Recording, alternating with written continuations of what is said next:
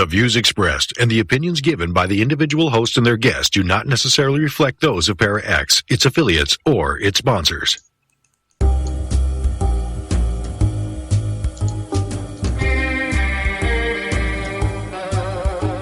Step outside of your comfort zone.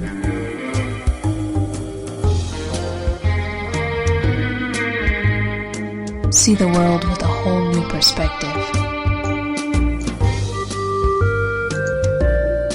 Join us and experience the unexplained on the Paranormal View. And welcome everybody right here to the Paranormal View on the ParaX Radio Network. I want to thank everyone for being with us tonight. Those in the chat room and those listening from around the world, we appreciate each and every one of you. Tonight, we got a great guest tonight, and if you do have questions, you can private chat them to either Ceiling Cat, Tabby Cat, or myself, and we will get those answered for you. And I don't see Tabby Cat in the chat room, so you probably can't send her one either. But if you're listening from somewhere else, you can come over to para-xradionetwork.com and just join in the chat. So it's very easy to do. So with that, tonight we have with us Barbara Duncan. Good evening, everyone. And we got Tabby Cat Gash. How you doing, everybody? And we got with us Jeffrey Gould. Hello. All right. Well, because there's probably going to be a lot to talk about, we're not going to, just talk a whole lot here to start with. Because I think unless there's any questions that Tabby or Jeff or Barbara's got, I'm going to let you go ahead and introduce our guest. Okay, well, our guest tonight is Lyle Blackburn. He's a native of Texas, cryptozoologist, author, and filmmaker who has contributed significant definitive research on the Boggy Creek Monster of Fouke, Arkansas, delivering a deeper insight into the background of southern Sasquatch legends. He's the founder of the rock band Ghoultown, which has at least 9 albums in release.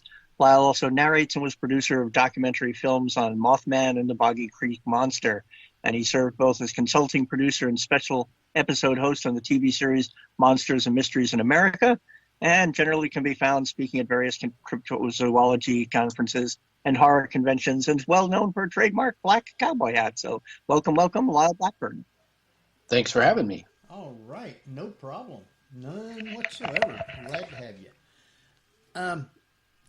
I think I'd like to find out exactly what got you looking for things in the swamp. What led you in that direction?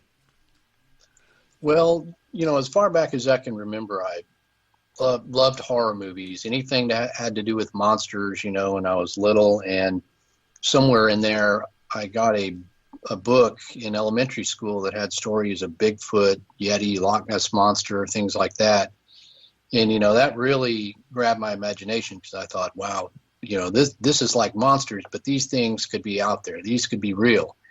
And growing up in Texas, of course, all these things seem far away, Loch Ness Monster in Scotland and things like that. But I had the fortune of seeing a movie called The Legend of Boggy Creek when I was young in a drive-in. And that dramatized sightings of a Sasquatch-like creature in southern Arkansas, only about 3 hours from where I lived. So that kind of brought it home. I thought, wow, there could be things like this out here. I grew up hunting with my father, so we spent a lot of time in the woods, and that kind of set me on that course for a lifelong fascination with the subject.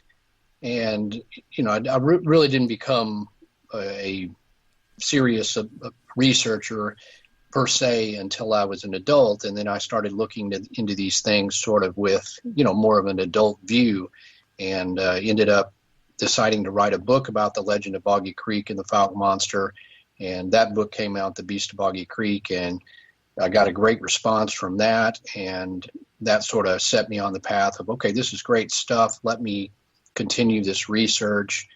And being that I'm from the South, I'm in Texas, and a lot of the places that I've visited that have phenomenon are in that area. Is that's kind of why I always lean towards swampy southern areas, and that's kind of prevalent in most of my books. And because I can go to those places and I can write about them, I can interview people, and that's become the focus of my research. So it's just been a lot of fun doing these things.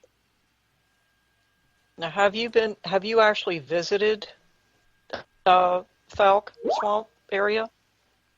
Oh yes, for countless times at this point. I was going down there prior to writing the book and going out, and when I actively started interviewing people, kind of digging up the stories and the facts and everything from the creature sightings to the making of the movie, then I did spend significant more time, going out in the swampy Sulphur River bottoms. And ever since then, I go back there frequently, more than any other place. And then, of course, I've, branched out and been all over the Deep South to similar places. But it's just my favorite sort of home place as far as research. Now, what makes the Boggy Creek Monster so different from what people today just commonly know as Bigfoot? Because I remember seeing that movie myself when it came out. All of the beauty that I could see from the stars. And from there, he would ask me all these questions. Bigfoot and with an attitude my mind problem, began to wonder of because it was, pretty scary, this critter going around and hurting people and everything else. But where does the Boggy Creek Monster differ from your typical Bigfoot? Or is there a difference? Well, I think technically there's not much difference. The movie definitely plays up the scary aspect of it, and being that some of the encounters that were first made public in 1971 had to do with the creature trying to get in the home and seemingly attacking livestock and things like that, it automatically branded that creature and almost branded Southern Sasquatch as having this aggressive sort of nature.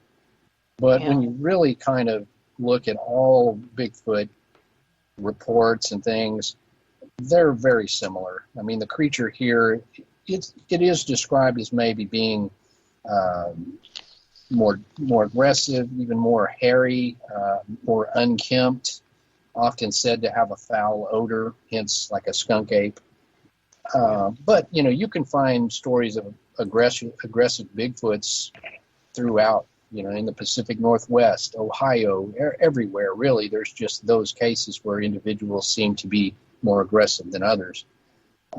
But I think what it boils down to is when a creature like that is seen near a small town, the newspapers called it the Fouke Monster, and then a movie was made, and it's the Boggy Creek Monster.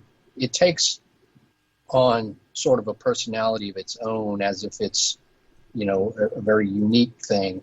But, if you start going around, the skunk ape is in Florida, it's called the skunk ape, and there's plenty of other regional Bigfoots, the Caddo critter, the Holly Him, the Sharpsville Monster, all these other sort of ones that have a name, but essentially they're all basically bipedal, hairy, Bigfoot-like creatures that remain unproven. Do you figure that the reason that some of these various different versions of Bigfoot, I'm using that as, just a general term, maybe the reason that they do look different is for the same reason that we here in America, even though we're all Americans, you can go into every state and have a different accent. Heck, you can even go into a state and have different regional dialects. You figure that the critters such as Bigfoot, it adapts to its environment, and of course in a swamp area, it's nasty, it's humid and slimy, and you probably have more of a stench about you than, say, if you were out in the desert area. And perhaps it's just the way it's treated. as to how it behaves, because people do the same thing. Yeah, that's very true, and I think that is the reason for some of the differences in the descriptions. Some of those in the Pacific Northwest often described as being 8 feet tall or 9 feet tall, and they're bulky and huge. When you get into a environment that's hotter and more humid and things, the creature is often described as being a little shorter, more ape-like. The skunk ape, for example, is always described as being more ape-like. And that doesn't mean they're not Bigfoot. It just means that they're adapted to their environment. And, down here in the South, we shoot at things, and that may explain why some of these creatures are aggressive and territorial and mad, and I certainly understand that. And if don't blame them. I had a fur coat and I lived in a swamp, I'd be right mad too. But and of course it gives them the personality. But I think there's something called Bergman's Law, which is animals that live more north and colder environments are often heavier and bigger. And so all these things with the Bigfoot description seem to generally match up with other laws that affect other animal species. Let's talk a little bit more about that scent, because it fascinates me that, the skunk ape obviously got its name because of that, the odor, but it also seems to me that it's like a pheromone or a marking tool that lets them be territorial to a certain degree, wouldn't you say? Absolutely, yeah. I think that's something that they can probably control, because you have sometimes people have a fairly close encounter and they say, I didn't smell anything. Shouldn't I smell anything? It's this is skunk ape territory.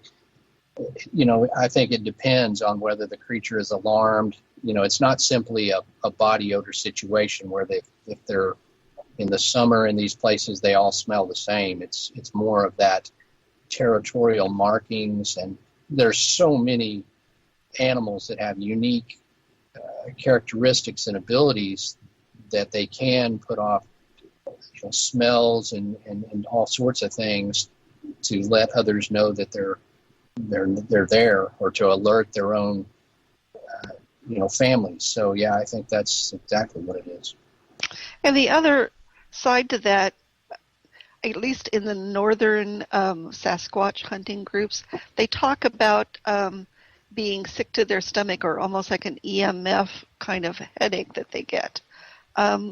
Are you familiar with that? And do you think it's sort of like a protective or some sort of thing that they can emanate to keep people away? Yeah, I think that's very possible. You do have those eyewitness encounters in which the individuals say they either sensed something, or they felt this nauseating feel, or their head felt strange, and they in some way or another connected that to the sighting of a creature.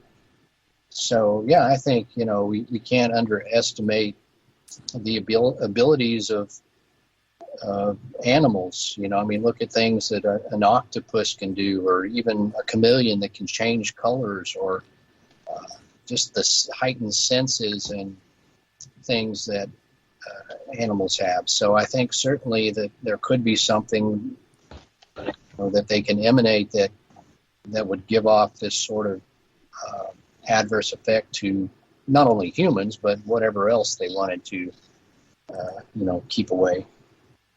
There's that show on TV that it was like a Finding Bigfoot show, and they had a zoologist in there and a bunch of other people, and one of them did get sick, really, really sick, and it makes me wonder if they have that ability, and is it sort of regional, like you were talking about?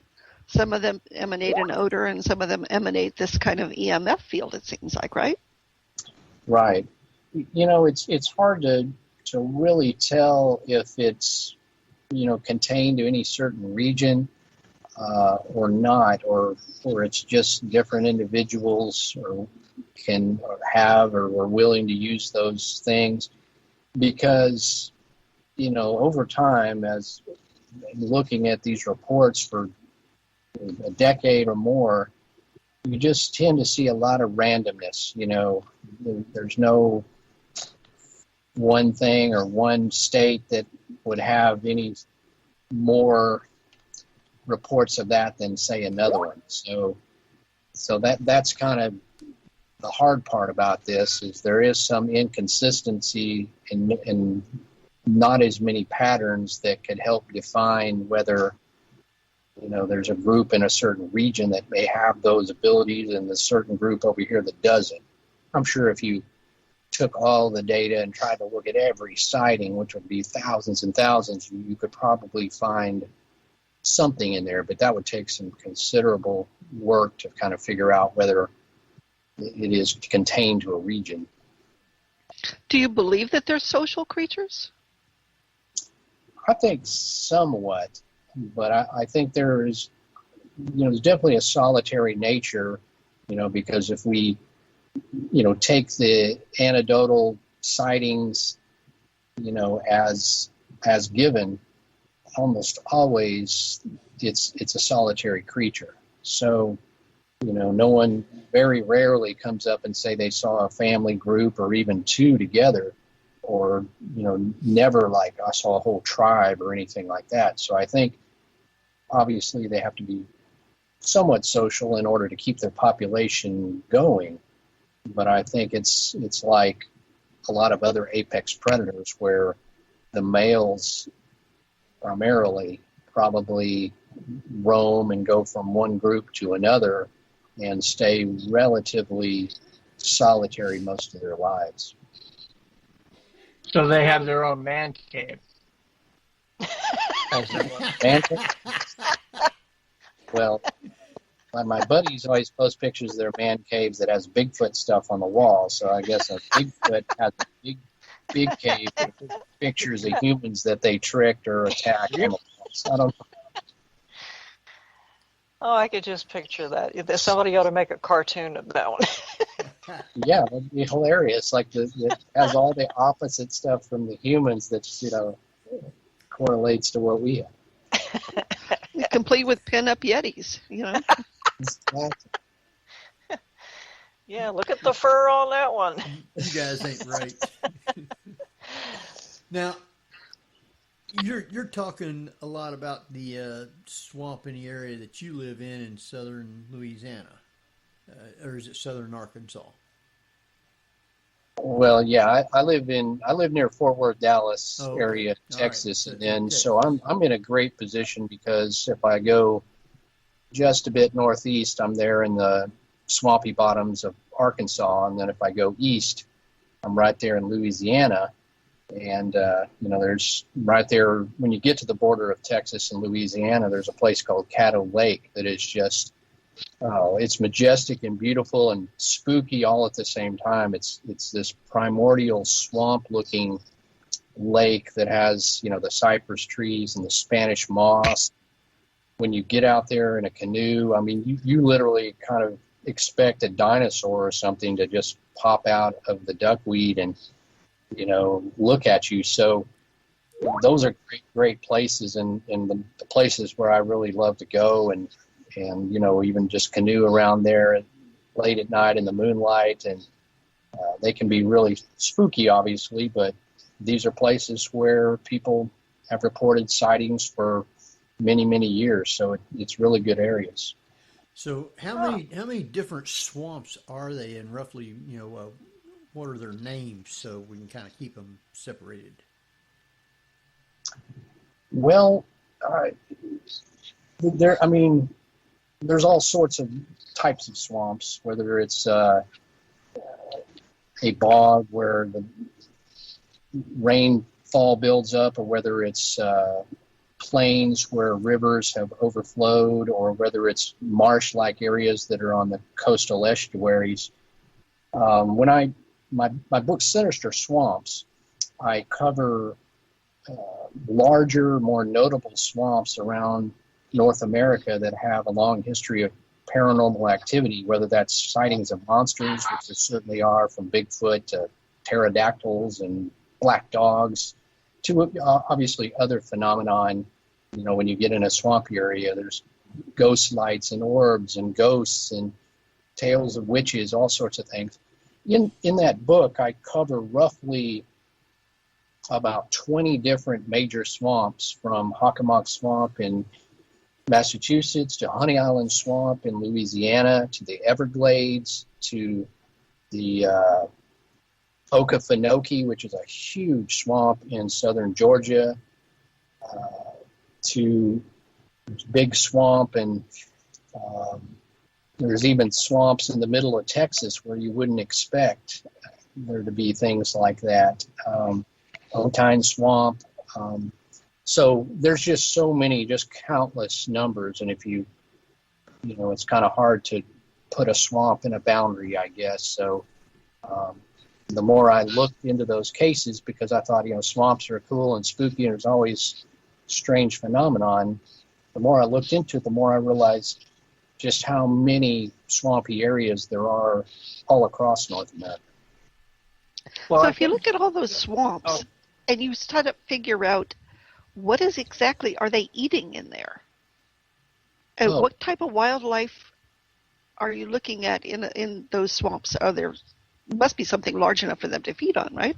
Oh, certainly. I think swamps are the most nutrient-rich places. I mean, you have thousands of, say, frogs. I mean, when you go in there at night paddling, I mean, the frogs are just so loud, and you can see them everywhere. You know, frogs, snakes, all sorts of insects. Obviously, there's a lot of water, so that gives you a lot of vegetation, you know, that could be eaten. There's, you know, swamps. There, deer live in swamps, wild hogs, of course, alligators. You know, I've seen countless alligators. I mean, I doubt that a Bigfoot or something would like to tangle with that, but yeah, definitely. There's just it's really rich, and I think that is one reason that perhaps there's more sightings within those swampy areas of cryptids, because this is not only a place that has a lot of, you know, food and water resources, but it's also a place that's usually fairly undeveloped, less foot traffic. You can really get back there in remote areas that people don't go. And I think that would give them the ideal seclusion that they obviously require in order to stay unproven. Wow. Well, pretty much every state has its own swamps and marshes. Yeah, I mean, every state really, because, you know, people think about swamps sort of in terms of... Heck, even New Jersey's got its swamps. Yeah. The South. Oh, yeah, that's what I'm saying. Where I grew up, we had numerous swamps, but you really kind of had to be a local to know about them, but we, you know, as we grew up, we learned and knew where they were. Jeff, you're breaking up. Of course I'm breaking up. I'm trying to say something.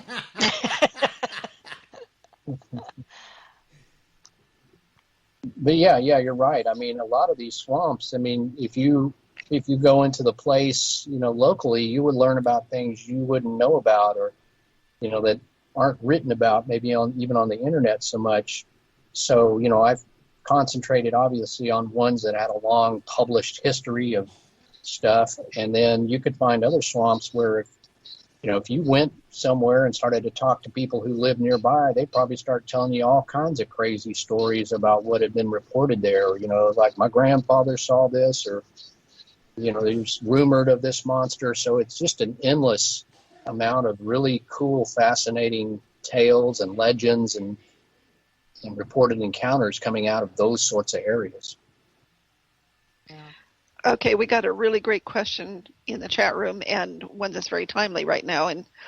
And she's asking, and I want to know this too, is where do these creatures go for shelter during major natural events like hurricanes, or in California, now we have forest fires. We're starting to see bears encroach into habited areas now. But where do these creatures go? Well, that's a great question, and you would expect that when we do have things like flooding or fires, that perhaps there would be suddenly there'd be more sightings of them because they're having to flee their usual habitat. But I mean, essentially, I guess they do what other creatures, they have to, move out of the area. Of course, climb trees, whatever it takes. I think the key here is there are just so many less cryptids, or the population of a Sasquatch is so small compared to those of bears that they're still very hard to see, even if there's a natural disaster. You may, all of a sudden we see some bears, but you got to remember there could be 25,000 bears in some of the northern states where there could be a viable population of Bigfoots, 250 or 300 individuals. So I think it's still going to be hard to see them. And, they just would do what any other wildlife would do, is leave the area or find high ground or whatever they had to do, or perish. That's another sad part about it, is those forest fires and things, we might have lost, a significant amount of Bigfoots. Who knows? Wow. Yeah, Very that's true. sad. So, how many of the different swamps have you actually been to, and what are the different types of swamp creatures that they're supposed to be? I know you got lizard man and the beast of Boggy Creek. Are those pretty much the same, or are they different? Those are different. The lizard man is said to be a bipedal reptilian type humanoid. It's anthropomorphic, which looks human-like, yet it's covered in brown or green, sort of scaly skin.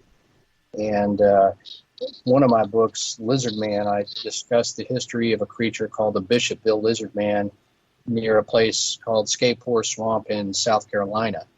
And so that, to me, was definitely something described differently than Bigfoot. And to me, it was like a creature from the Black Lagoon type of a case in modern day times, very fascinating. So when I wrote that book, I went out there to South Carolina and spent some time there in that little town of Bishopville and interviewed key witnesses and the sheriff who had looked into that case back in 1988. And from there, I've been to numerous other swamps. I mean, in my book, I'd been to about maybe 15 of those all around that I talk about, and had literally canoed in there or interviewed people or whatever at some time or another. And you get reports of pretty much everything. There's a Hockomock Swamp in Massachusetts. There was a lot of documented newspaper accounts of people seeing what they described as pterodactyls, like pterosaur, flying, leathery skinned flying creatures, in and around that swamp, sort of in a flap. And then I interviewed a guy who saw this huge dog-like creature run across the road one night when he was coming through there he was a prison guard and drove at night. And he saw this huge sort of uncanny, creepy dog run in front of him. Then, of course, Bigfoot sightings.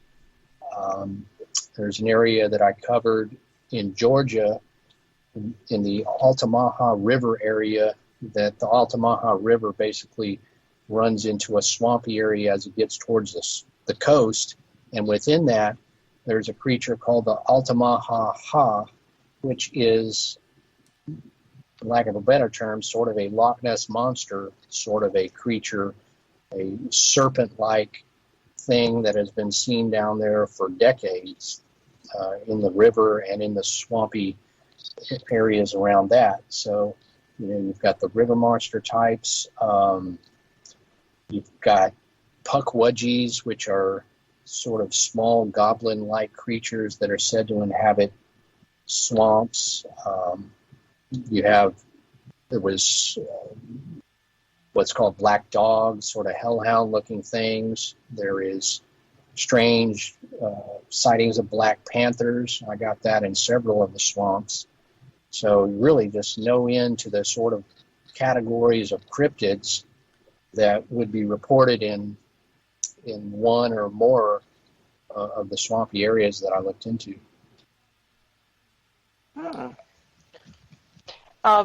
Lyle, have you ever heard of, I know this sounds kind of strange, but have you ever heard of the United States FBI having a file on Bigfoot?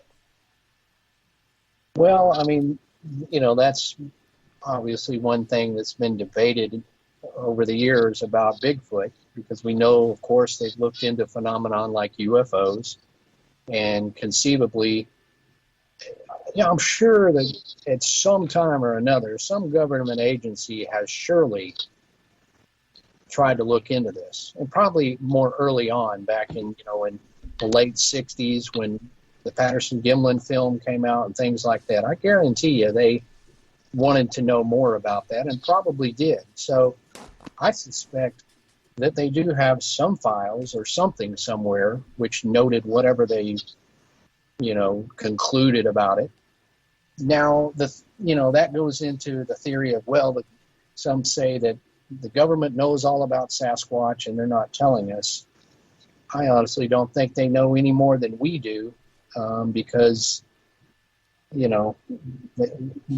haven't done anything with that information, conceivably, that the government doesn't do things very well and is totally inefficient. So if these hunter friends of mine in Texas can't get a good, picture of Bigfoot and other things, then I doubt the government could do better than them. And I know some really, really good hunters, and some guys, especially in an area called the Ouachita Mountains that span from eastern Oklahoma to western Arkansas. Some associates of mine have spent years up there with camera traps and just really intensely researching this area that has a lot of sightings. And some of these guys are military trained. There's biologists, very, very skilled and knowledgeable guys. And while they've come up with a lot of anecdotal sightings and field reports and audio and rock throwing events, they still have been unable to really capture that either ultimate photo or a body or anything else to ultimately prove it. So I think it's something that we can't prove, neither can the government. Yeah. Well, there's an awful lot of people that believe that there's a connection or a correlation between Bigfoot and UFO sightings. And to me personally, I think that's just a little bit far-fetched. But when you think about it, if the FBI did have a file or does have a file on Bigfoot, it's probably somewhere in between the pages of the UFO sightings. I mean, the government still is trying to claim, our research department, such as Project Blue Book, it doesn't exist anymore, which I don't believe. It has another name. But if Bigfoot does have any kind of connection with UFOs, it would fall under that category of the government looking at Bigfoot as, sounds strange, as being a national security risk, because they consider UFOs to be that. So Yeah, it would make a certain amount of sense. I mean, the government has done strange things before, so why not? Right. And if you kind of look at the golden age of this stuff in the 1970s, all of those phenomenons were interconnected. And early on, you had UFO researchers that would look into Bigfoot things. You didn't have a lot of cryptozoologists or Bigfoot hunters. So they were, and, a lot of the books that were written back then just covered all sorts of crazy stuff, all in, all the paranormal phenomenon in one, chunk. And I think probably the government at those early times probably looked at it, like you say, in exactly the same way. Or it's like, well, is all this stuff connected? Why are people reporting UFOs or Bigfoots or whatever? Although, in my opinion, I don't think they have anything to do with each other, because, I've interviewed hundreds and hundreds of Bigfoot eyewitnesses, and none of them say, well, I saw a UFO and then I saw a Bigfoot. It's far more rare, and in which there's some UFO phenomenon that could be connected to a creature. Now, certainly there is times where those correspond or are seen in the same vicinity, but that doesn't mean the Bigfoot got off of the craft. And the Bigfoot, just the persona and the image of it is so much, it's so man-like. It's like the apes we have here. It's like great apes. It's so terrestrial that, to me, it's something that is closer related to us on this earth than it is, aliens coming from another planet that probably look nothing like we even perceive them to look. That, to me, that Bigfoot is just so much it's so man-like, Yeah. Now, have you had any of your own personal experiences with something that you really couldn't explain? Yeah, I've had a few. To start, ironically, I've seen a ghost, which I saw something when I was a senior in high school. And just to make that a short story, a friend of mine lived in a house, and he had claimed to see a ghost of a boy in the house, and his parents had seen it, and even several of my friends said they had seen this. And, it was just something that they talked about. I didn't think too much of it, but one evening I was sitting there in his living room, and just out of the corner of my eye, I saw this whitish figure about the size of a boy walk across this hallway. And I just, I turned my head and looked, and it was very quick, but it's like, wow, I just saw, I guess, the ghost. And, that kind of got me, I was interested in ghosts and all this stuff early on, so that was really cool, and it was exciting. As someone who's, been studying cryptids and so forth, I have not definitively seen something that I would say is a Bigfoot. However, there have been something vague that I saw once, and also something that has just eluded me, and something that howled at myself and another researcher once. And to be short about those, once in Boggy Creek area, we were paddling the swamps at midnight, and we heard this strange howl. At first we thought, is that the weirdest coyote you ever heard, or what? And then it howled a second and a third time, and at that point we realized, I can't identify that. I don't know what that is. And then myself and my partner, very experienced in hunting and outdoors, and there's a lot of noises that can be made from birds. Even foxes made weird noises, obviously coyotes and things. We couldn't identify it, but it stopped, and then we ended up paddling back down to where our camp was. And when we got out, pulled the canoe up, and went up this kind of hill area where our tent was, all of a sudden we hear that same howl right down there where we had pulled the canoe out just right across the water channel. And I was like, whoa. And I grabbed the flashlight and ran down that hill trying to see what it was. But, of course, whatever it was quickly moved off, and then I heard the howl again, probably 50 yards away, and then it was gone. But, you know, I can't say that that was the Fouke monster or a Bigfoot, but it was definitely big, strange, and presumably it followed us down the waterway there. Those howls are amazing, you know. And talk about communication a little bit, because I find it fascinating. Everybody has these recordings, and also of the howls, but also the knocks.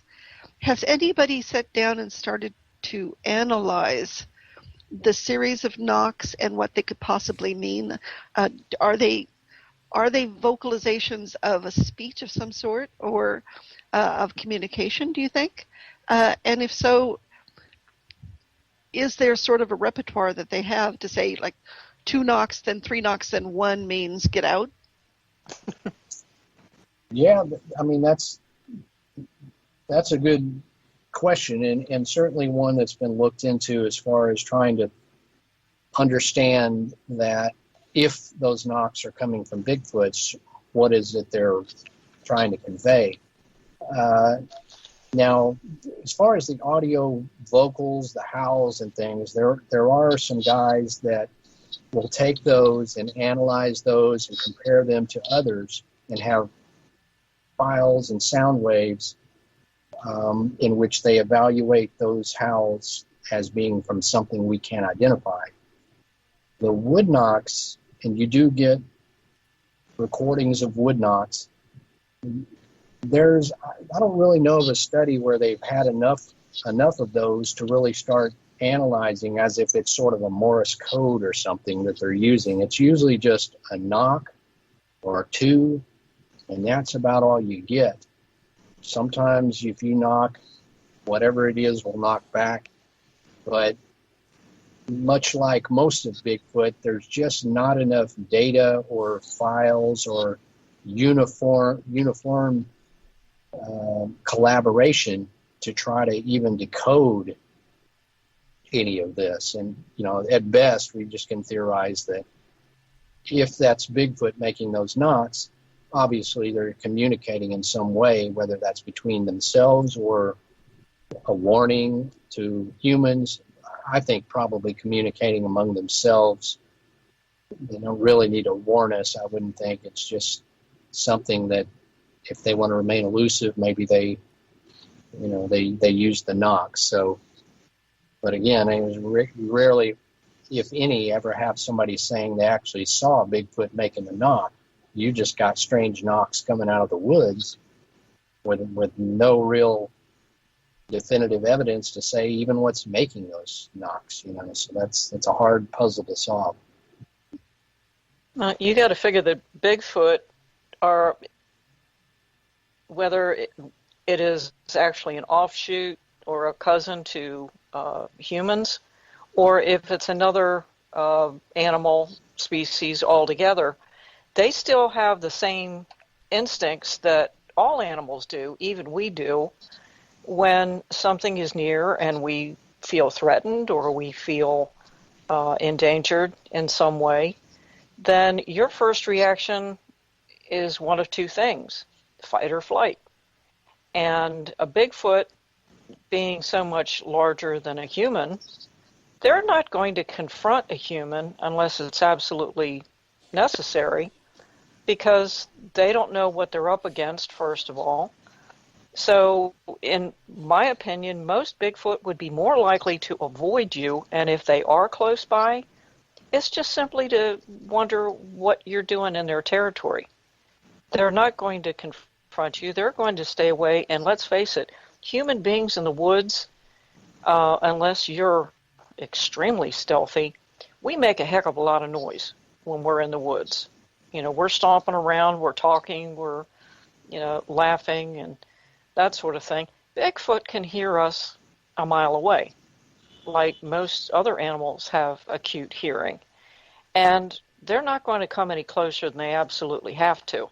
So those sightings where people camp out in the woods at night and they hear something stomping around their campsite, they get up the next morning and something's, torn up or knocked over. Most likely it's probably a bear or something like that, but if it is a Bigfoot, they're just coming around to see if maybe they couldn't get a free lunch, just like a bear would. Or they're sizing us up for dinner. Yeah, looking to see. Yeah, we don't know the psychology of a Bigfoot yet, and I'd hate to anthropomorphize something that we don't know anything about yet. So, no.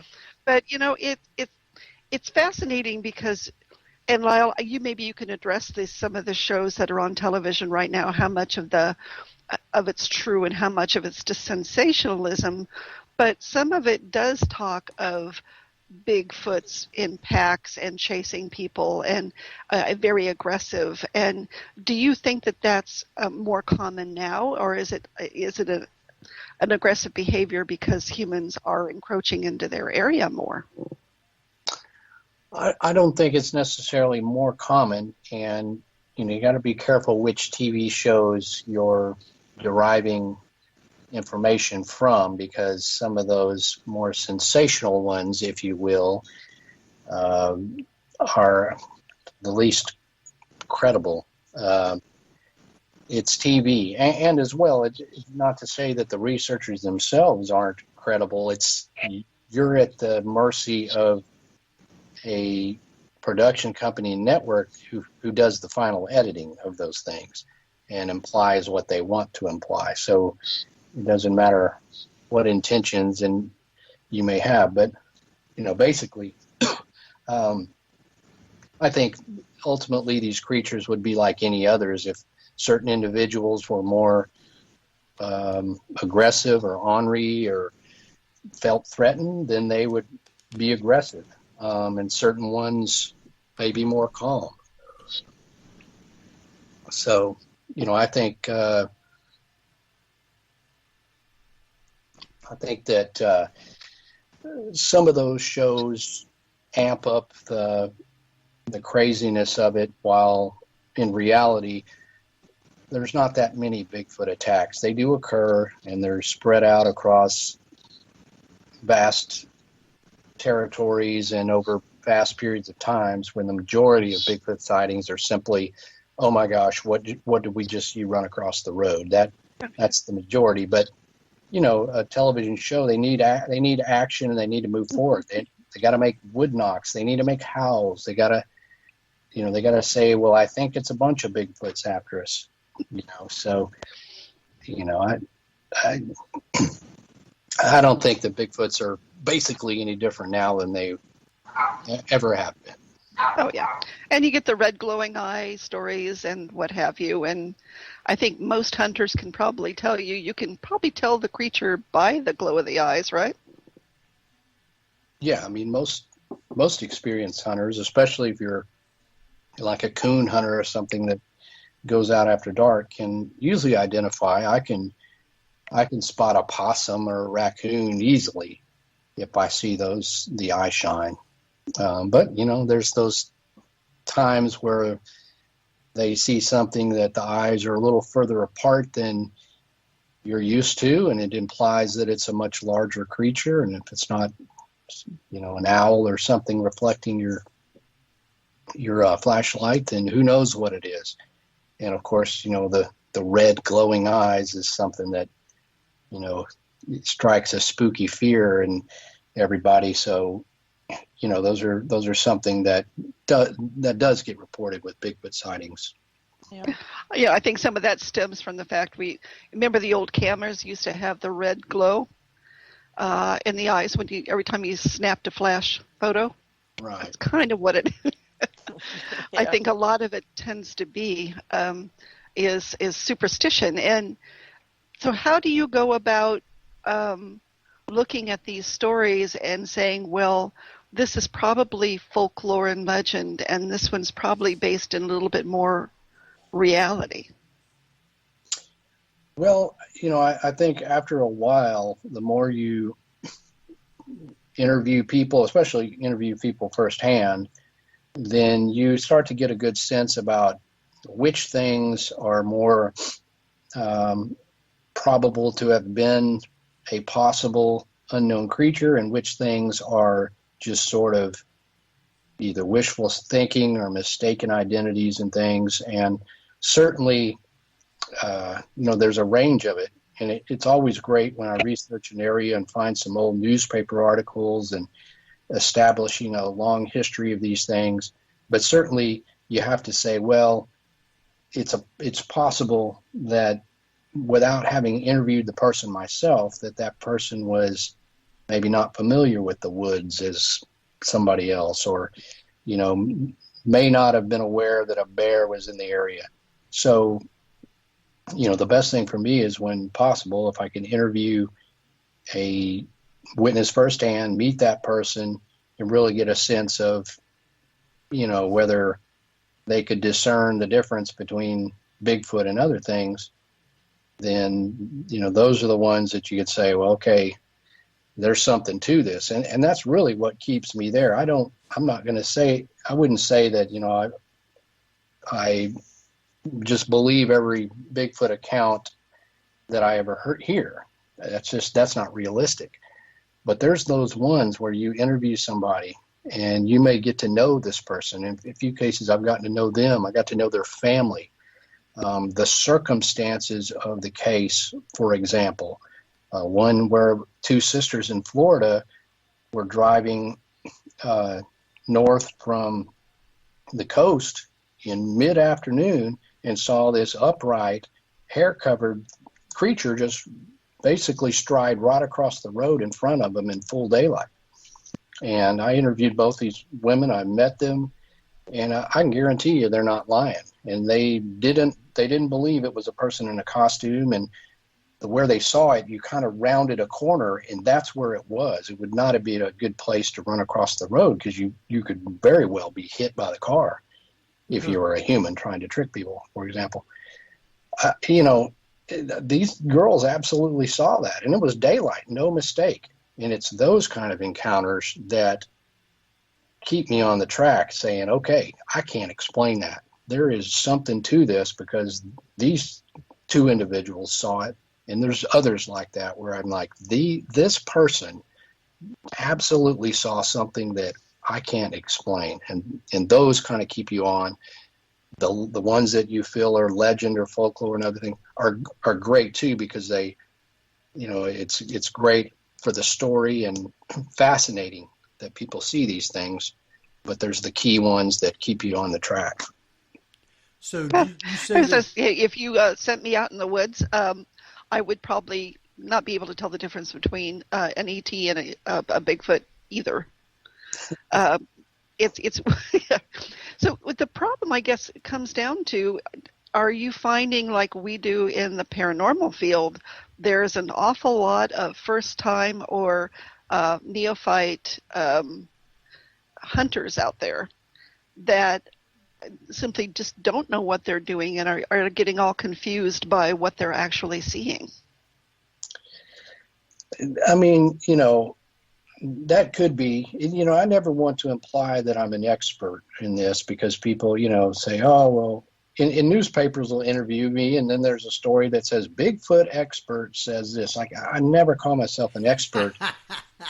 All of us are basically, just doing our best and can't prove anything than anybody else.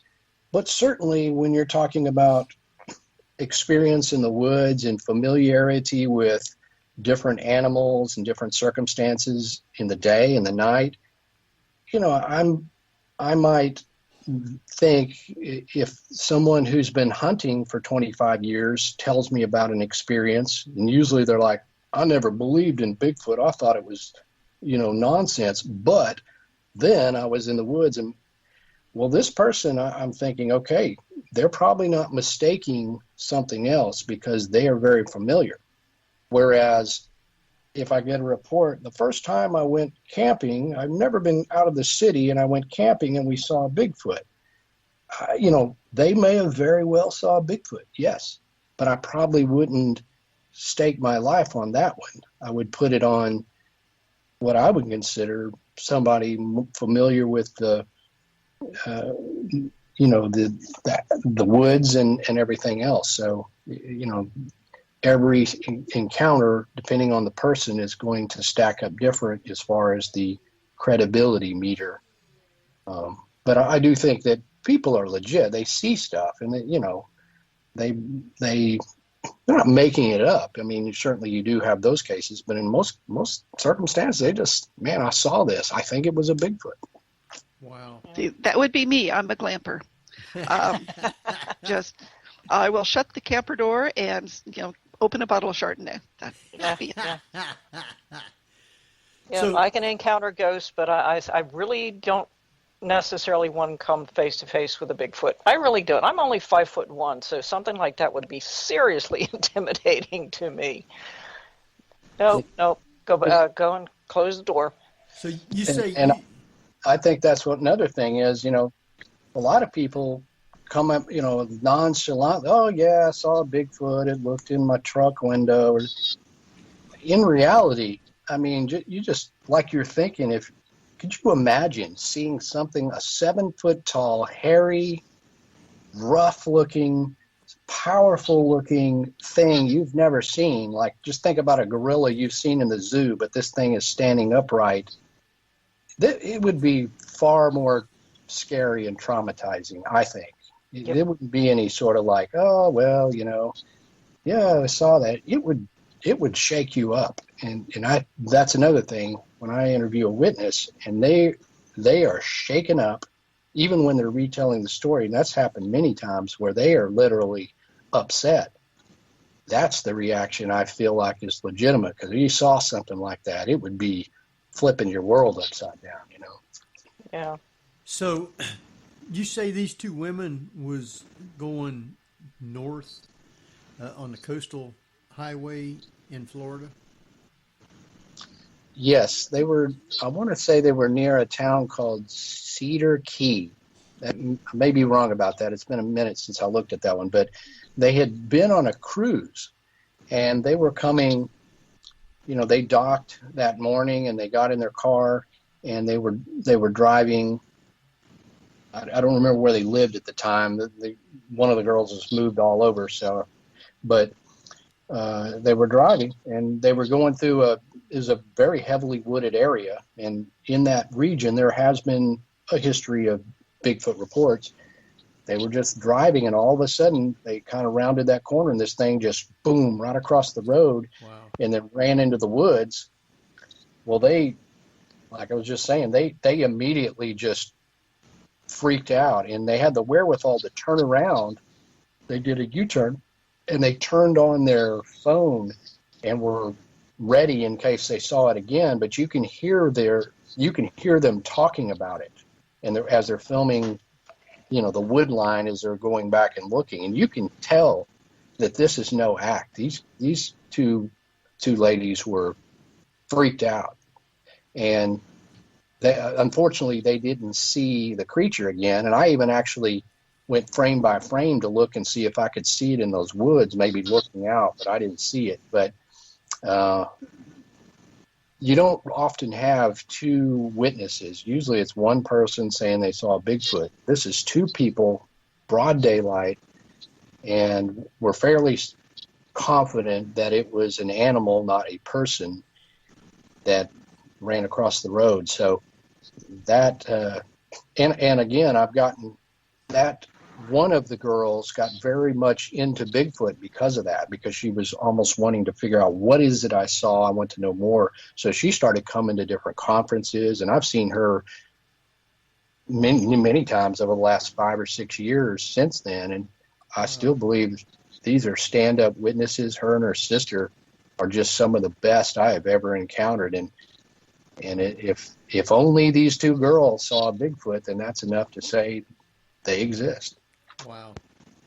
All right. It's time for us to take a break, and let's see, who usually takes us out?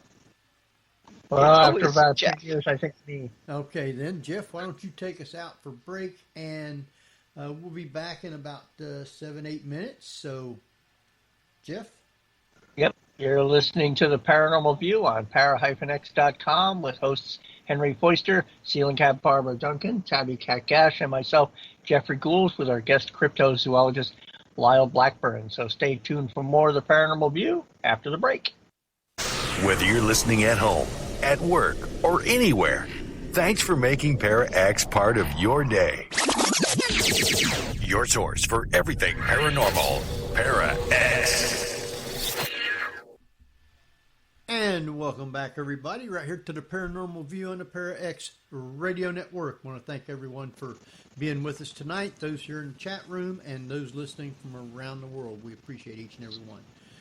Remember, if you got questions of our guests, you can private chat them to either Ceiling Cat, Tabby Cat, or myself, Henry Foister, and we will get those answered for you. So with that, we have with us Barbara Duncan. Hello, everyone. And we have Tabby Cat Gash. Hi, everybody. And we have Jeffrey Gould. Hello.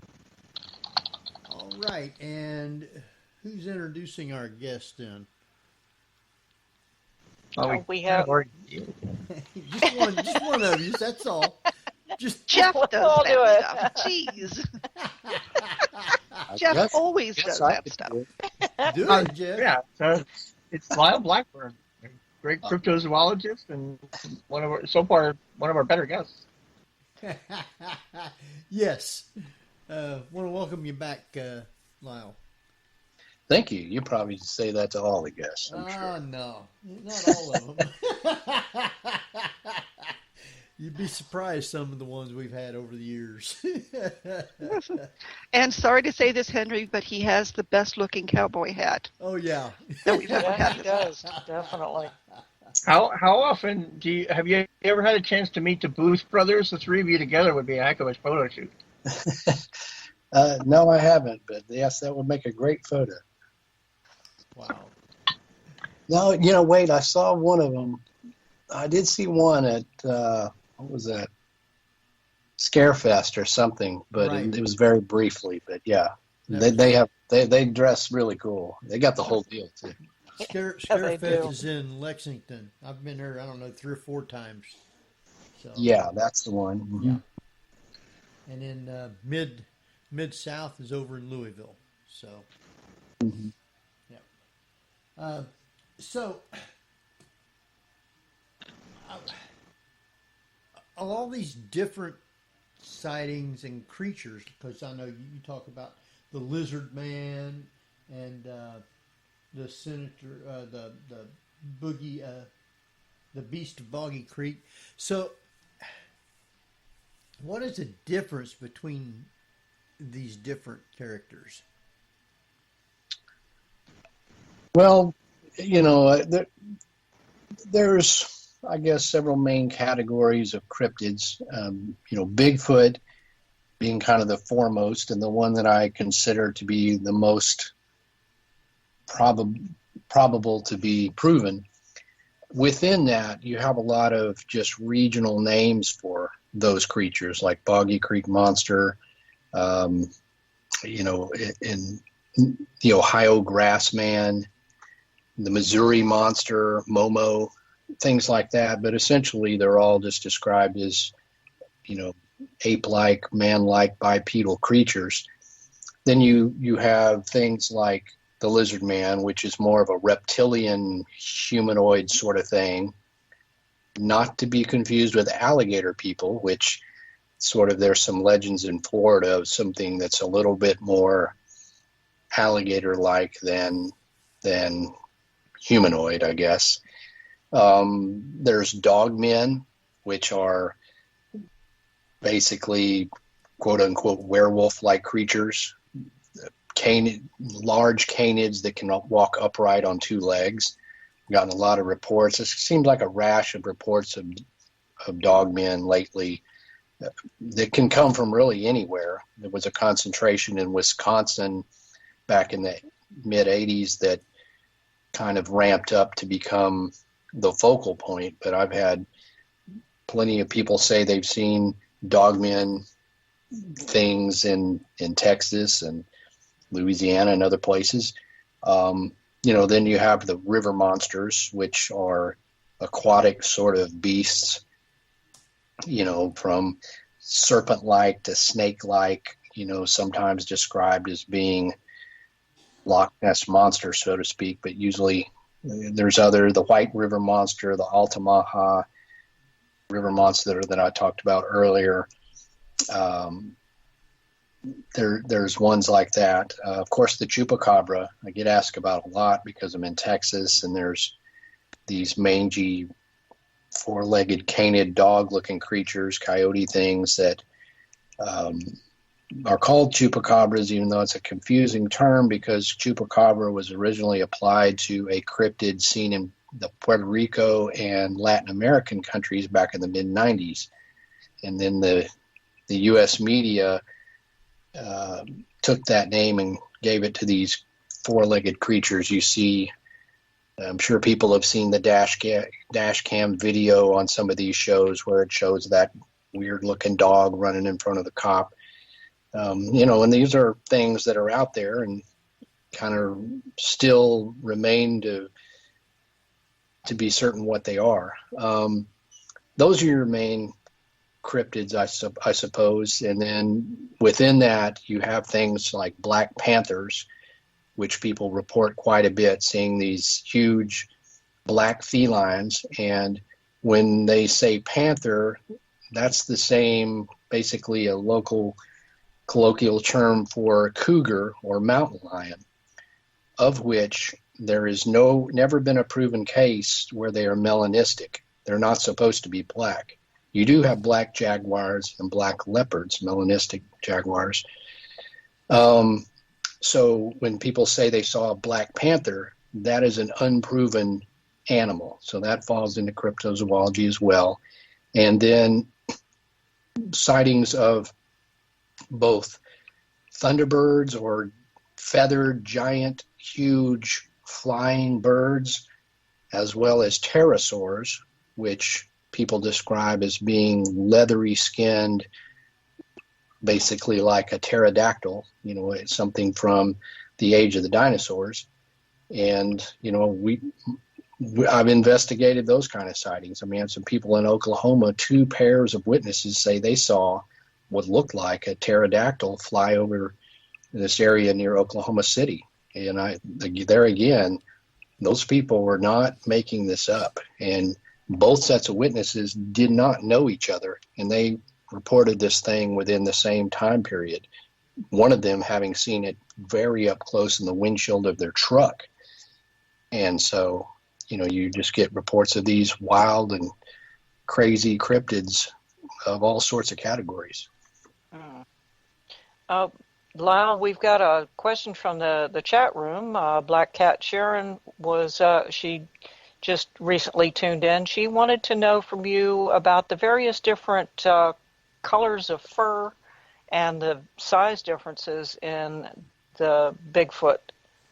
I know that they have reported anything from black to red and all kinds of other colors.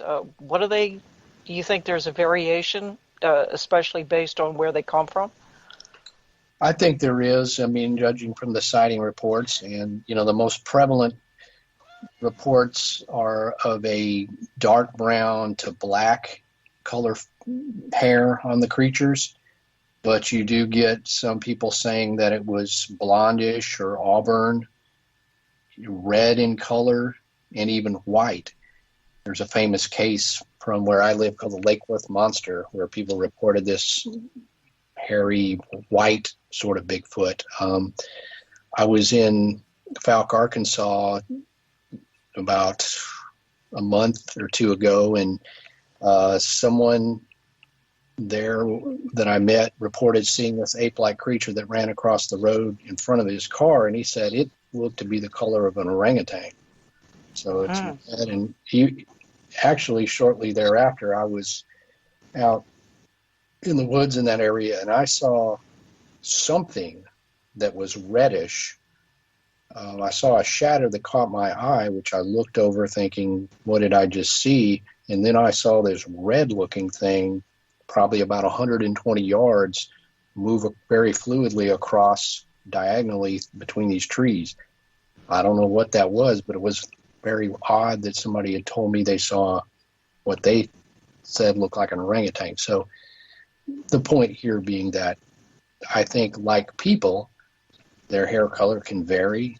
And of course, perhaps as they get older, they either, they get darker or turn gray, or, the hair could change colors as they go. So the inconsistencies in the hair color don't necessarily imply that this is not a real phenomenon. It just simply says that they could be very much like us.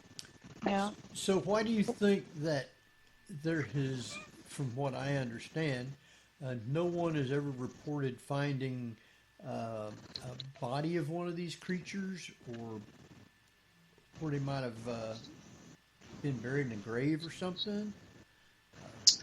Well, that obviously is a problem, but there again doesn't necessarily say that they don't exist. But the best thing we can say is that with the very few numbers of the population of these creatures, it is extremely hard to find a dead one, because, you go back to the old adage of how many times have you run across a dead bear, which is quite true. Most, even my father's hunted for years, and people I know have hunted East Texas, where bears occasionally, black bears, do go. And, if I just say, have you ever seen a bear? You ever seen a dead bear? You ever seen a track? Most of them are like, I think I saw a track once, never seen a dead one. Again, the bear population quite far exceeds those of what Bigfoot would require to be a viable population. So I think maybe it's luck, or, it's not to say that somebody hasn't come across the bones. I had a guy who had a really weird case of a guy who said back in the 1970s, he was down in the Trinity River bottom south of Dallas, and it was pretty wooded back then. He said his dog came up from the river, and in his mouth he had a leg, which was from the knee portion down all the way, had the foot. It was these bones covered with some hair of this huge, he said this wasn't a human. This looked kind of like a human bone, but it was huge. He said, I never thought about it until many years later, till I saw Bigfoot shows, that I thought, well, maybe it was a Bigfoot bone. So, of course, he had called the cops or something, and they came out and just, I don't know, and he never knew what happened to it. It got out of his hands. But again, he may have found legitimate bones of a Bigfoot, but, now they're lost. And it's not to say that some hunters haven't passed by and thought, there's a femur of a cow, and just walked on by. So there could have been bones found, or pieces of a dead Bigfoot, but if you didn't know what you were looking for, or weren't specifically thinking, I just jackpot, I found, if you didn't find the head or something, then that would explain why we don't have bones, I guess. I'm often curious as to, watching all these television shows, you see the people making plaster casts of footprints. And of course, they refer to them as a Bigfoot footprint because of how huge they are. It always tickles me to no end that when people on these shows find what they claim would have to have been a Bigfoot print because of its size, there always only seems to be one of them. What, a Bigfoot only hop around on one foot? I just find that so interesting that rather than finding, like 3 or 4 of them along a riverbed or on a slightly muddy side road or something, that they only managed to find one good one. That tickles me. It really does. You're right. In most cases, However, there are a lot of cases where a trackway was found, and there could be, there may be only 3, but there could be 20. And I've had people who had a cast and say, I cast this, and then I'll say, well, were there more? Well, yeah, this is the best one, so I cast this one, Now, of course, I would have taken thorough pictures and whatever, and cast all of them, but a lot of people don't have the wherewithal. So you're right. Most of the time, it's this odd one track, and but it's harder to find tracks than you think. I mean, in the woods, most of the leaf litter and things like that don't leave good tracks. And then if they stepped in the one spot where there was a dirt or mud, then maybe there was the track, and then they got back up on the leaves, nothing to be seen. So they'd really have to walk along, the edge of a river or something where there was a good strip of mud to leave a lot of them. So. Now, Lyle, I wanted to get your take on what I see as seems to be a new approach to finding Bigfoot, which is the taking DNA samples from the water and trying to discover what animals are drinking from it, urinating in it, etc. And do you think that that's probably going to be a good breakthrough for finding some of these cryptids? Yeah, I think that might become something that would be useful. I mean, obviously, as we progress with better and better DNA technology and able to, discern what has passed across certain parts of the land, that this is ideal for cryptid hunting because you rarely see the creatures, but certainly they have to have, if they exist, they would have to drink out of that water or whatever they're doing. Or if we have an area where people say they have seen a lot of them, or if you find a footprint, you could actually take some of that soil and possibly get some DNA out of it.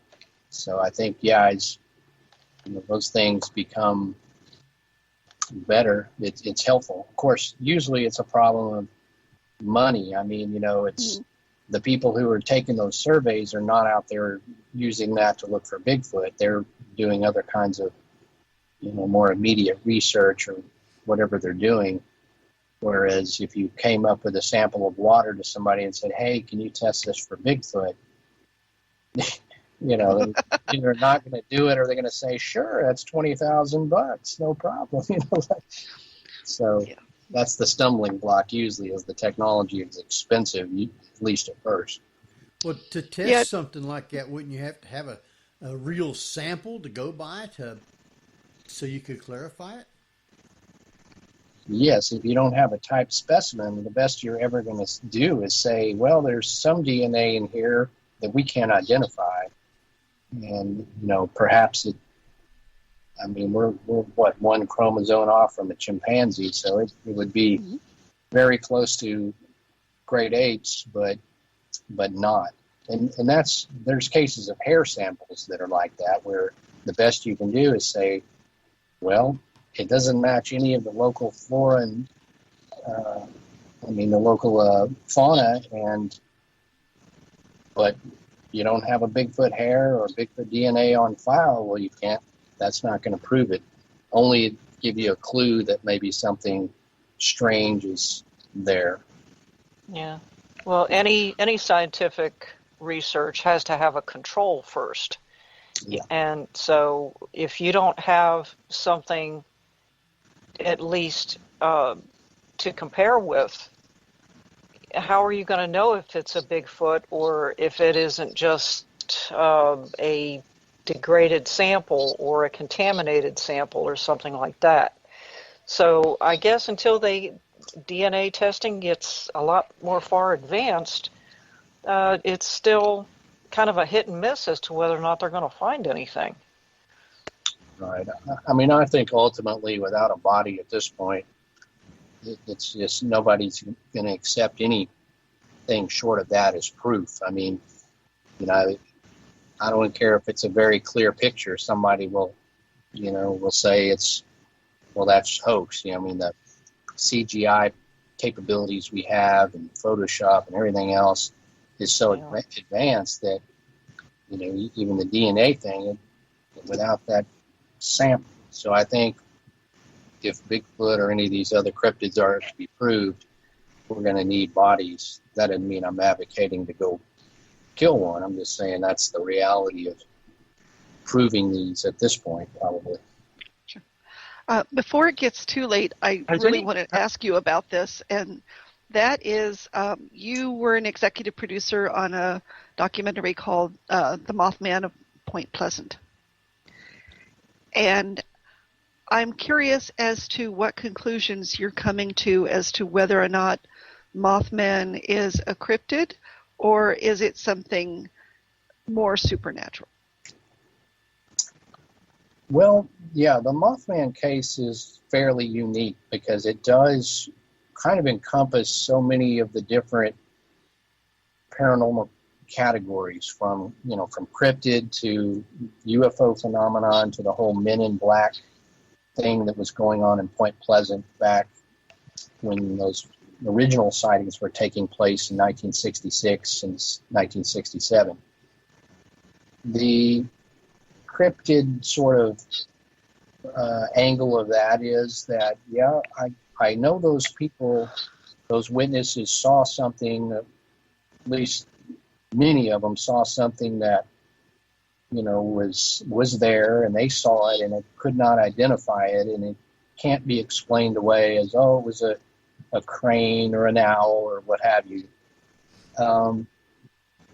But then as you progress with all the other witness reports that tell of Mothman sightings that were more bizarre in nature, that you begin to wonder whether that was was indeed a cryptid or a physical animal, or if it was some other type of phenomenon. So, you know, I'm open-minded to whatever, really.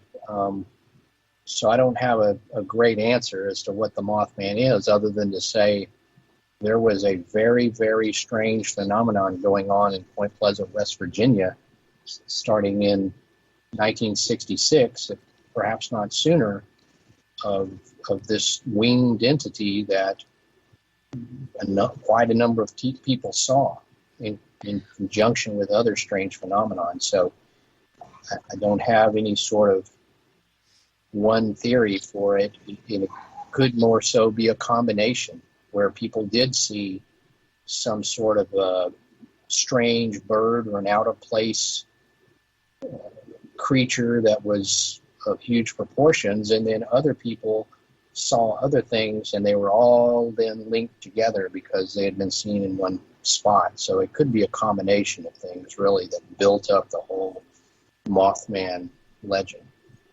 So John Keel's correlation with it being a harbinger of some sort of accidents or crises that are going to happen.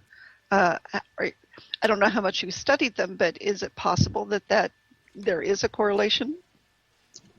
Well, I mean, possible, because, you know, there in December of 1967, the Silver Bridge, which spans from the little town of Point Pleasant, West Virginia, over to Ohio, collapsed, and 46 people died in that river. And that pretty much put an end to the Mothman thing. You know, people didn't want to hear about the Mothman anymore after this tragedy. Well, of course, you know, obviously then you could look at the Mothman as if it was some harbinger of doom, that it was being seen or was there as either a warning or whatever, an omen, that there was going to be this terrible tragedy. And, you know, of course, there's rumors that someone saw the Mothman on the bridge just before it collapsed, but that's kind of hearsay. But there's always been harbingers of doom, you know, range for all sorts of entities, but certainly the sort of winged humanoid seems to fit very well with our, with folklore and with legacies of these kind of harbingers. So I don't know, that's another thing that just really makes it an amazing case because, and especially great that John Keel was there to document that and put forward all these theories. So again, I think if it wasn't a harbinger of doom, it sure was there at the right time, I was unaware of the MIB correlation with that. Oh yeah, there was. There was a woman named Mary Heyer that wrote a column in a local newspaper, and she began to write a lot about the Mothman sightings. And according to her, some men came into her office one day, and they were these generic-looking government officials or whatever they were, and told her to stop. Don't look into this anymore. Don't write about it. And it shook her up pretty bad. And other people in the town had said they had seen these, nameless sort of guys dressed in suits wandering around right around the time when the Mothman was at the high point of the sightings and the whole deal. So yeah, that was a whole thing going on there too. Doesn't that sometimes create sort of a Streisand effect? If the Men in Black show up and say, "Don't look into this," you're like, "Well, clearly it's something to look into then." Yeah, exactly. Oh, yeah, they tell me that. I'm like, I know I'm onto something good. It's like your parents telling you, "Don't go over there. Don't go into them woods." Where are you going? Going in the woods. I've always looked at the Mothman, believe it or not, as almost a gargoyle. Every time I see different pictures of it down through the ages and everything, it just reminds me of your typical mythical creature called the gargoyle.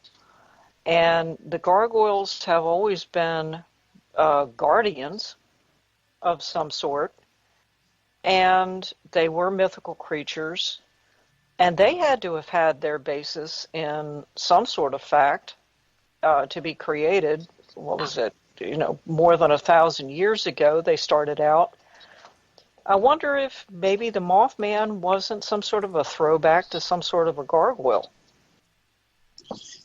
Yeah, I mean, you can always kind of look at, as they say, everything has a grain of truth, and the gargoyles, conceivably came not from complete imagination, but perhaps from something that one of those first artisans or architects had seen that inspired that, what we know as gargoyles. So, it could be a similar or same phenomenon that was being seen there, not necessarily the same interpretation of a gargoyle that's on a French building, but perhaps something that, very much strikes a resemblance to that. So, not to mention that other people have seen things occasionally that they report as being gargoyles. I see published reports about people comparing what they saw to a gargoyle. So it's not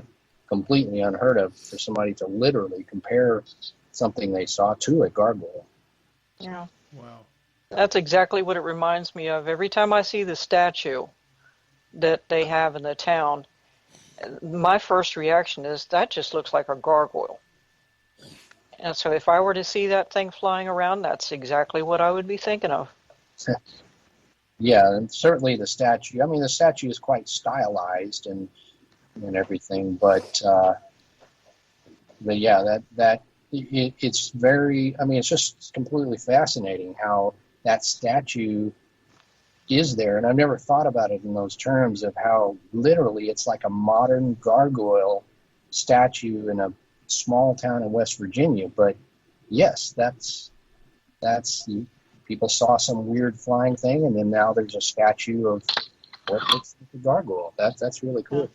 And it's a guardian. I think it wasn't necessarily a harbinger. I think it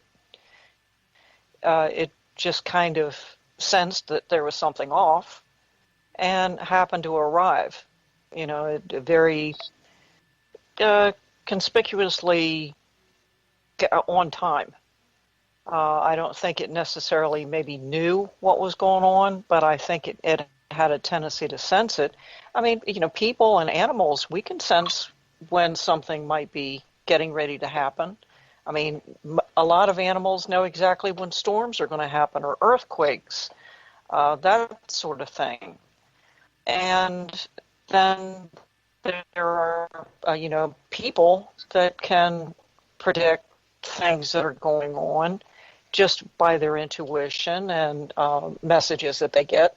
So why not something like the Mothman? And who knows that maybe that Bigfoot doesn't have almost the same feelings or the same way of being in the sense when somebody is in their area, not necessarily by sight or smell, but general overall animal intuition that there's something going on, and they either check it out or they avoid it.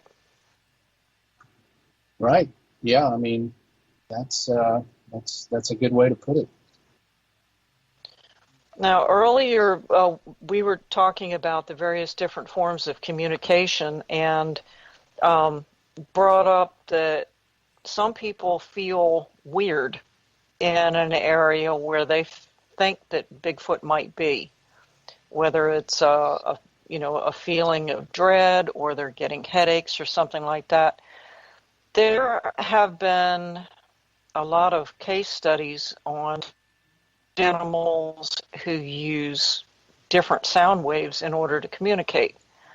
And one of the ones that I noticed that they claim now that T-Rex had, that our modern day Australians have, is that ability to give off that low drone vibration. And we see it in the crocodiles, especially when they're in the water, because it bubbles up when they do it. Now, we can barely it, they can, but we can feel it. So I wonder if maybe the reason that people feel weird in the woods and get this almost nauseous feeling is because Bigfoot might be giving off vocal waves or vibrations that we don't necessarily, but we can feel. And that might be a way of their communication. Yeah, that's very, very true. And that's why I think a lot of times we underestimate the capabilities of amazing animals. We're quick to say, oh, well, it must be supernatural. But, I know that, even some animals can hear really low frequencies, like dolphins and bats and things have different sensory perceptions that we don't.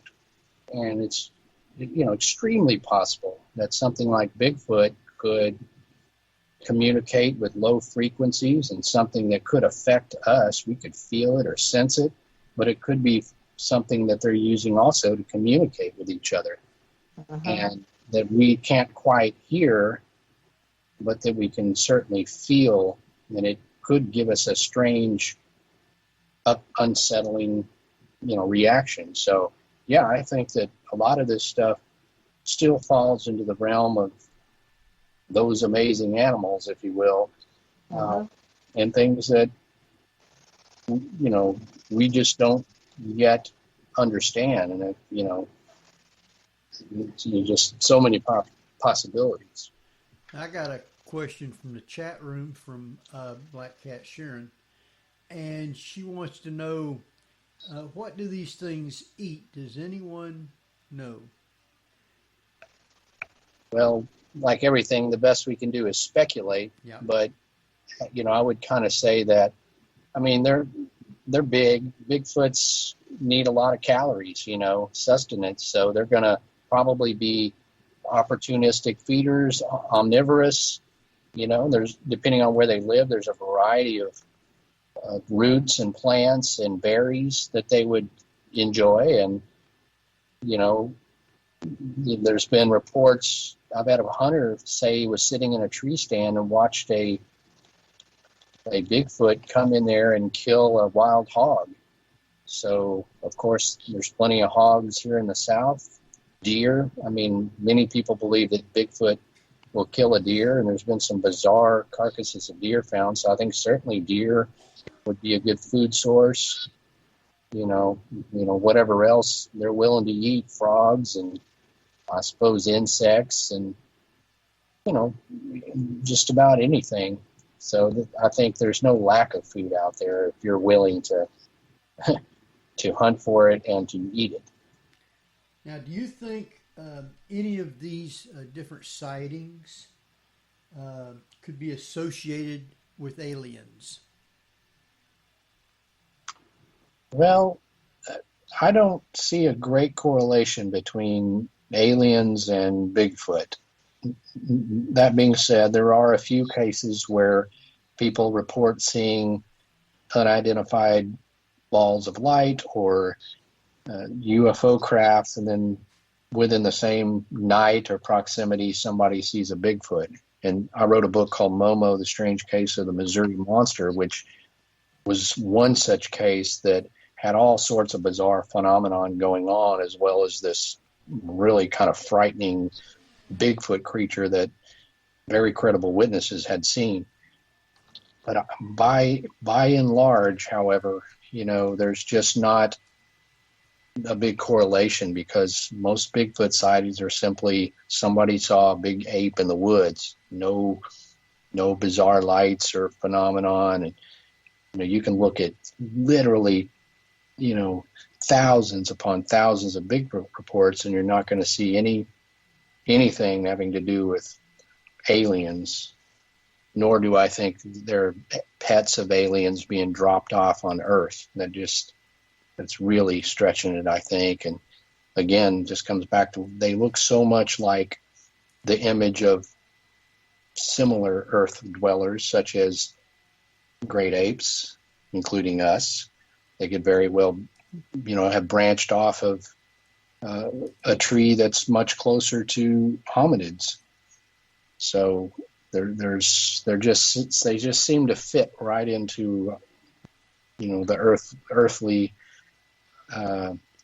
family of creatures. So I don't think they're aliens. That's just my opinion. Well, Lyle, just hoping the audio keeps up. Is it possible Sasquatch and its ilk may have been descended from Gigantopithecus? That's a possibility. Gigantopithecus was a huge ape that lived in Asia perhaps 13,000 years ago. All we have right now for that particular species of animal is a jawbone and a bunch of teeth. So, there's not a lot of stuff to work with. And because of the way the jawbone is shaped, theories have come out that the Gigantopithecus walked upright. And if it did, it could have been up to like 13 feet tall. And if the creature had come across the Bering Land Bridge to North America when that was, not underwater, then that might explain, the presence of apes in North America. So it's a good theory, but again, it's a lot of speculation because we just don't have much in the way of fossils, which also coincidentally answers the question of how come we don't have any Bigfoot fossils. Well, we know Gigantopithecus lived, and we have one jawbone and a bunch of teeth, and that's just because we were lucky and they were found in a cave which preserved them. So it's just because something is here doesn't mean they're littering the earth with fossils that are easily found. So I don't know if you've seen it or not, the photograph from the Danteloff Pass group. Oh, yeah. Showed a photograph of what they believed might have been a Bigfoot. I don't know if you've seen that or not, or whether or not you want to comment, or whether or not a Bigfoot could have done all the damage. That was a television show that co-opted a photo that had nothing to do with those people. They didn't take that photo. Really? Okay. I believe from Ivan Marks. That was just TV hullabaloo that puts this together. It's unfortunate because some of those television shows are seen by so many people that it becomes now, something that's widely thought of. Now, of course, that doesn't mean that there can't be a theory that maybe a Yeti or the Almas Russian Bigfoots didn't get them, but simply that TV show made all that stuff up about the photo. That's incorrect or fake. But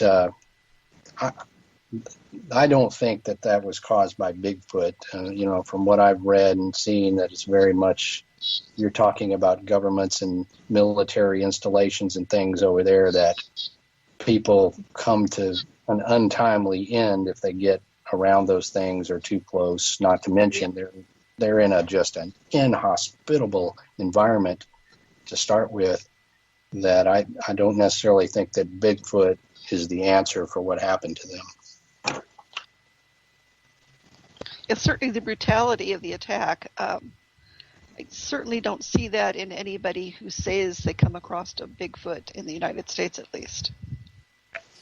Yeah, it is. It would be a wild exception to the majority of the sightings that, I think if those creatures were that aggressive, or where there's one, there could be others, that we would have seen some massacres, that have come before and since, and we just don't see that, we just don't. Are you familiar with, are there any First Nation folklore of Bigfoot? Yes, there is many stories that most of the tribes tell about some sort of what they would call hairy man or forest people or lost giants. There's words that we've translated from Native American languages and extrapolated from their stories that we think, they could very well be talking about a Bigfoot. And of course, when you get into Native American stories, it's often hard to tell what they consider a spirit animal or something that's ethereal and what is a actual terrestrial, creature. But there's enough there to suggest that certainly there's something to it, and there's some cave drawings of what's called hairy man, and those do very much resemble a Bigfoot, and those, were long before anybody had ever coined the term, or even Westerners had even been over here. So, and then if you talk to, I live very close to Oklahoma, where there's a lot of tribal folks up there, and they will tell you that, oh yeah, we know they're here, we're aware of them, we respect them. They have a different view of Bigfoot than Westerners do. And so, yeah, there's a support from Native Americans that suggests these creatures have been here all along. Wow. And then, of course, in Oklahoma right now, isn't there some county that has a Bigfoot hunt going on? Yeah, the Oklahoma in the last several years has really realized that Bigfoot is great for tourism, and that is part of that. At first they kind of didn't word it right, even though they said we're not advocating a dead Bigfoot, we want proof of one, a live subject. They had to come back and kind of correct that. Look, we say hunt, but we mean hunt for evidence. We don't mean like hunt one, please. And, part of that is good fun. Oklahoma is a place that most people don't, connect to Bigfoot, but there is some really, really good sightings that have occurred in the eastern portion of Oklahoma. And I mentioned earlier about the guys I knew that had been researching up there for years in the Ouachita Mountains. And, I've written in my book, Beyond Boggy Creek, I write a lot about some of the Oklahoma history. It's a great place, but, they've really had a lot of fun now with the Bigfoot. And so, that's just kind of comes with the territory. But I always say, hey, it's better more Bigfoot than less Bigfoot. So it's all. Yep, exactly. We've already killed off enough animals just in the last 50 years. So many of them are on the brink of extinction and everything because of big game hunting and just plain sport or just encroachment on their territory. And, it's a shame that maybe one of these days they will find the body of a Bigfoot, but by that time it'll be extinct because, we've just taken over everything that they have. That's a shame. And I have a very light question. What is the plural of Bigfoot? I mean, Bigfoot and Sasquatch, I cannot figure out what the plural of those are. Big feet. That is a debate not unlike whether a Bigfoot exists. It's, the chicken or the egg. Is it the big feets, the big Sasquatches, the Sasquatch? Is it? No one knows. I see people going both ways. I don't know. What do I think I try to, in my books, I just try to avoid using the plural just for that reason. But I think it's Bigfoots would be more accurate, or Sasquatches rather than the big. I'll go with that. But technically, I mean, if it has one big foot, then the other foot is big, so it does have big feet. Yeah. Our time is running right on down. I got time for probably one more quick question from somebody. Is there anybody in the chat room that had one, or one that you guys got? It's Bigfoot. Lyle, is there any one particular place here anywhere in the world that you haven't been so far to search for Bigfoot that you would really like to go to?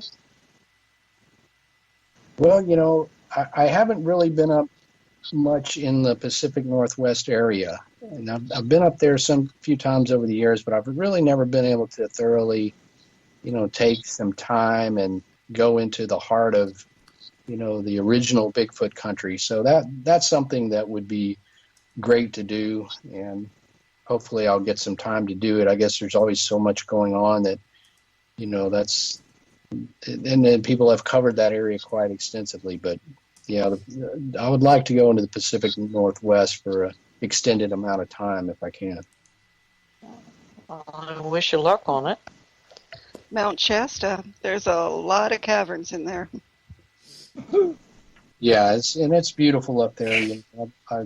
Anytime I've been up to that Washington State areas, it's just a great, I don't know, it's just very scenic and peaceful in many ways. So it would just be, whether I saw a Bigfoot or not, it would still be a really great trip.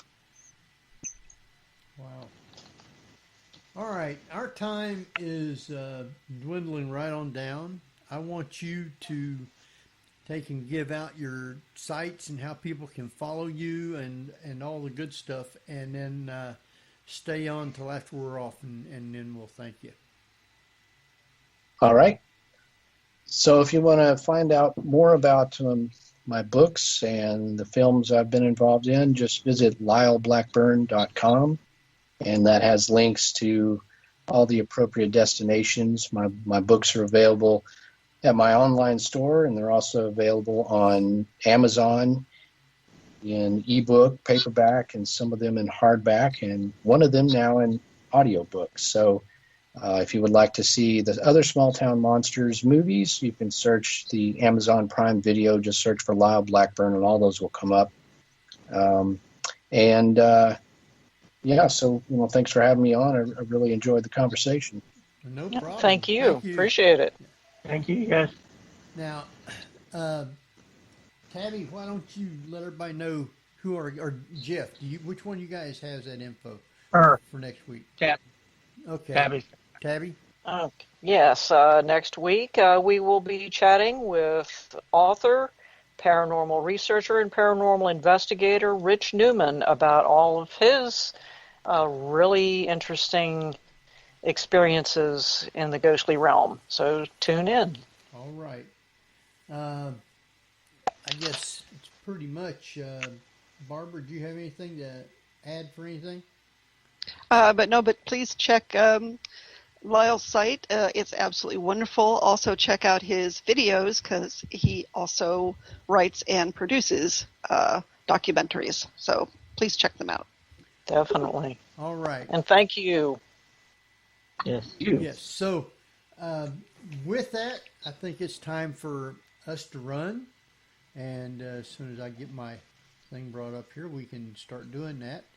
But, okay. So, until then, this is Henry Foister. Jeffrey Gould. Barbara Duncan. Cat Cash. And we will see you next week at the same time. So, good night, everybody.